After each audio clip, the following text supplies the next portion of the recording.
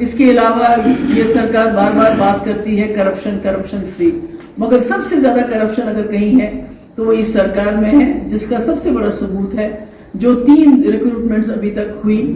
3 ہی ہوئی، زیادہ تو کچھ ہوا نہیں، جس میں سب انسپیکٹر کی ریکروٹمنٹ، FAA کی ریکروٹمنٹ اور جونیئر انجینئر جل شکتی، تینوں ان کو کلعدم کرنی پڑی، کیونکہ تینوں میں بہت بڑے پیمانے پہ یہاں کی کوئی پولیٹیکل پارٹیز کے لیڈرشپ انوالو تھے ایٹ دا ٹاپ، اور باقی لوگ انوالو تھے، اور اس کی سزا یہاں کے نوجوان بھگت رہے ہیں جنہوں نے سالوں سال محنت کر کے اس ریکروٹمنٹ میں حصہ لیا تھا، ایگزام دیے تھے، انٹرویوز دیے تھے، ان کو نقصان ہو رہا ہے۔ تو آخر میں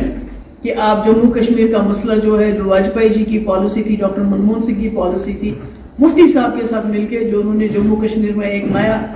آغاز کیا تھا ڈائیلاگ کا، پاکستان کے ساتھ بھی، یہاں کے لوگوں کے ساتھ بھی راستے کھلے تھے۔ آپ واگا بارڈر سے کاروبار کرتے ہو، سپورٹس ڈپلومیسی کرتے ہو، مگر جو ہمارا راستہ تھا، چاہے مظفر آباد تھا یا راولا کوٹ تھا، جہاں سے تھوڑا بہت کاروبار ہوتا تھا اور ہمارے ہزاروں نوجوان اس میں تھوڑی کمائی کرتے تھے، وہ آپ نے بند کر دیا۔ یہ کیسے چلے گا؟ یہ سلسلہ اس طرح نہیں چلے گا۔ کب تک آپ آئرن فسٹ سے جموں کشمیر کو رول کرو گے؟ آرمی کے ذریعے، ملٹری کے ذریعے کب تک یہ رول چلے گا؟ اس کو تو آپ نے چینج کرنا پڑے گا، نہیں کریں گے تو اس کا خمیازہ جو ہے آنے والے جو ہے وقت میں پورے لوگوں کو بھگتنا پڑے گا، پورے ملک کو بھگتنا پڑے گا۔ جموں کشمیر کے لوگوں کی حقوق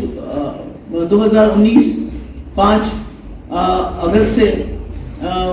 ختم کیے گئے ہیں، ان کو ریسٹور کرنا 370 اور 35A کے لیے جو ہمارا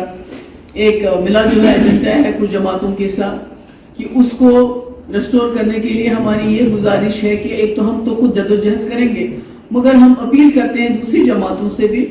کہ وہ اس میں سپورٹ کریں، اس میں ہم لوگ اکٹھا ہو جائیں، کیونکہ اگر ہم اس کے لیے اکٹھا نہیں ہوتے ہیں تو نہ تو ہمارا وجود رہے گا، نہ ہماری شناخت رہے گی، اور ہم ایک دوسرے کے ساتھ کس چیز کے لیے لڑتے ہیں؟ تو اگر وہ چاہیں گے ہم ان کو سپورٹ کرنے کے لیے تیار ہیں، مگر جہاں ہمیں بھی ان کی سپورٹ کی ضرورت پڑے گی، ہم چاہیں گے وہ اس مدعے پہ ہمیں سپورٹ کریں۔ اور اس کے علاوہ جو یہاں کلنگز ہوئی، جس میں جو یہاں کے لوگ، چاہے مسلمان ہو، چاہے سیکورٹی فورسز کا آدمی ہو، چاہے پولیس کا ہو، خاص کر جو ہمارے کشمیری پنڈت بھائی، جو ہم نے ایک ماحول بنایا تھا 2002 کے بعد ان کو واپس لانے کا، ان کو یہاں بسانے کا، اس میں کافی بڑی رکاوٹ آ گئی ہے۔ جو پچھلے 1 سال سے یہاں ٹارگیٹڈ کلنگز ہو رہی کشمیری پنڈتس کی، اور مرکزی سرکار پوری طرح سے ناکام ہو گئی ہے، حالانکہ وہ ان کا استعمال کرتی ہے ہر الیکشن میں ووٹ لینے کے لیے، مگر ان کو بسانے میں، ان کو تحفظ دینے میں پوری طرح سے ناکام ہو گئی ہے۔ اس کے لیے ہماری پارٹی وعدہ بند ہے کہ جو کشمیری پنڈت ہے ان کو جہاں بھی ہیں ان کو جموں کشمیر میں، خاص کر کشمیر وادی میں باعزت طریقے سے واپس لانا ہے۔